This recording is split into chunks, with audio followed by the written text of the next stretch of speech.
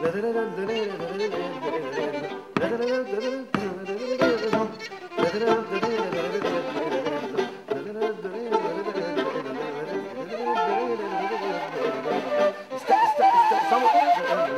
са мориш?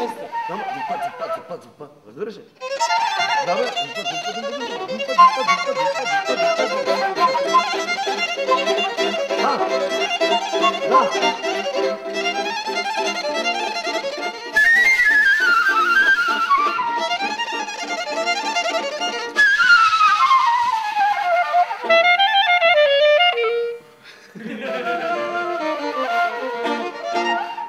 Добре. Значи след граутското правим хвърдо. Хвърдо. Какво ще се намерим? Него не мисли сега. Трябва да го върнем.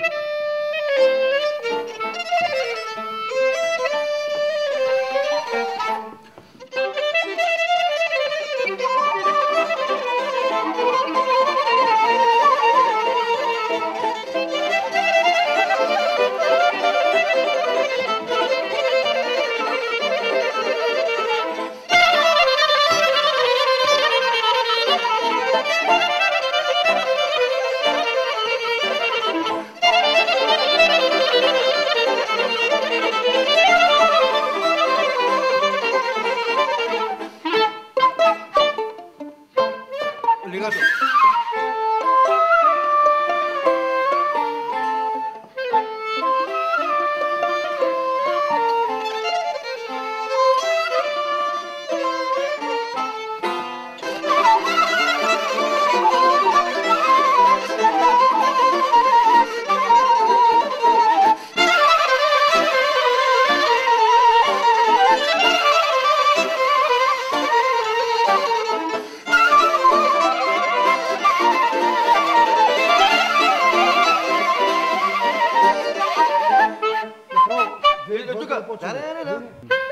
Нали? Направо двойка. Добре, става. Матео, значи, или в унисон ти башла собра равно. Хора ме питат защо като българин свириш циганска музика. И аз съм им отговарял така, като се замислих. Мисля, че защото тя е малко по-освободена, в нея може да се вкарат всякакви елементи от всякъде. И по-емоционална музика някакси от нашата. И държат повече на шоуто в нея. За да свириш циганска музика, трябва да разбираш и от шоу. Малко от малко. Почваш ти, аз правя. Почва Мато, той и всичките на четвъртия път. Наслагване, разбираш. Той това търси. Давай. Айде, той почва. Ти почва. Не, аз искам да влеза после с терцата. По-хубаво ден да почне.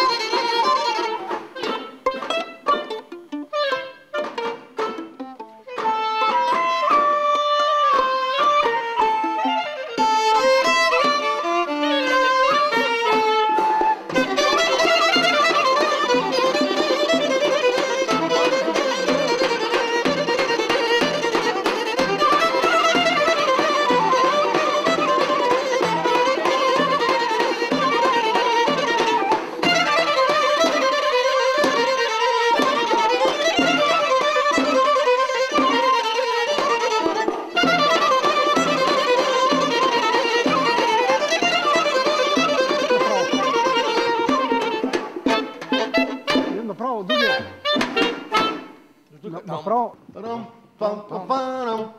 От тук тръгва да чакам. От тук без перкусия. Първият път ще го свирим ние, вие ще влезете във втория път. Цял живот така, откакто си спомням, аз свирим. Къде на сватба, къде някакъв концерт, постоянно някой навика и сме все едно, че сме свирили цял живот заедно. Нещо такова се получава. И с Матио, и с Младен. А те младите момчета с тарамбуките, те са... От доста време съм чувал за тях, но сега ги видях за първи път. Те са много интересни, самобитни. Те не са учили за това нещо и това е интересното, че имат много тяхно вкарано вътре. Те са малко така отдалечени от истинския живот, бих казал. Те си живеят в един тяхен там живот и има много музика, която чрез музиката всъщност се изразяват.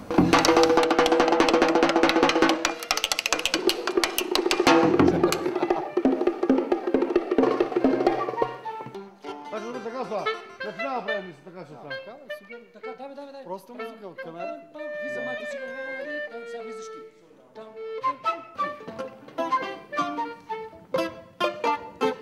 Можеш. Дай заедно. Извинявай, първи път няма.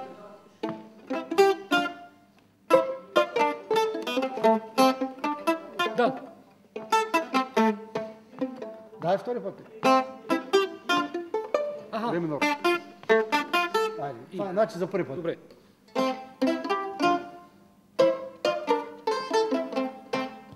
Ре минор си.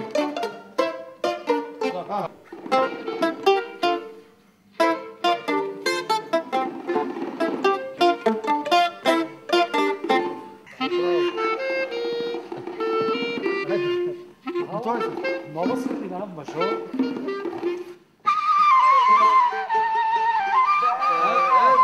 Той свърни кравите! Такива читалища свириха.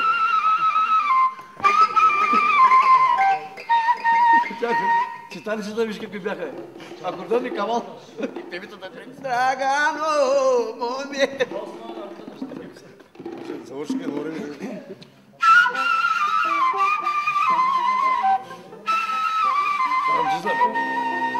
Рамджизла.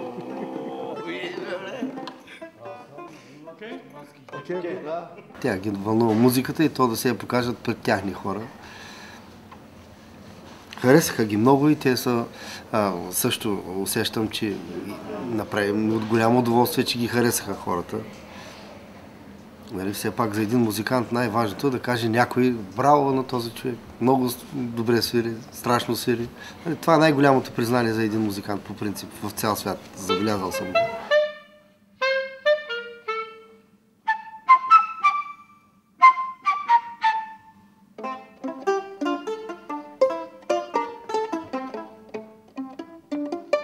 Давай направо, дай модел.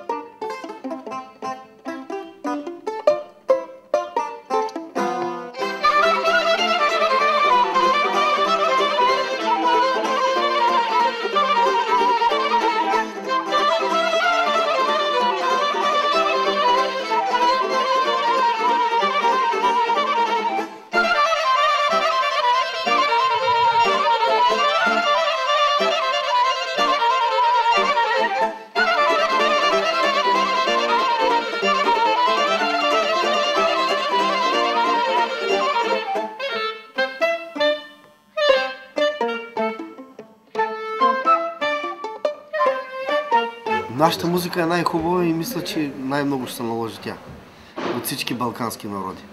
Защото е най-разнообразна и всички ладови, дето ги има в балканската музика, нашата ги съдържа. И по-класическо звучение има, по-влиза в кантарите на световната музика, нашата, и смятам, че ще се наложи. Нашата музика като балканска, нали, вкарана с други чужди елементи, имам предвид на всичките тия народи. Направо, много бавно го чуеш. Да.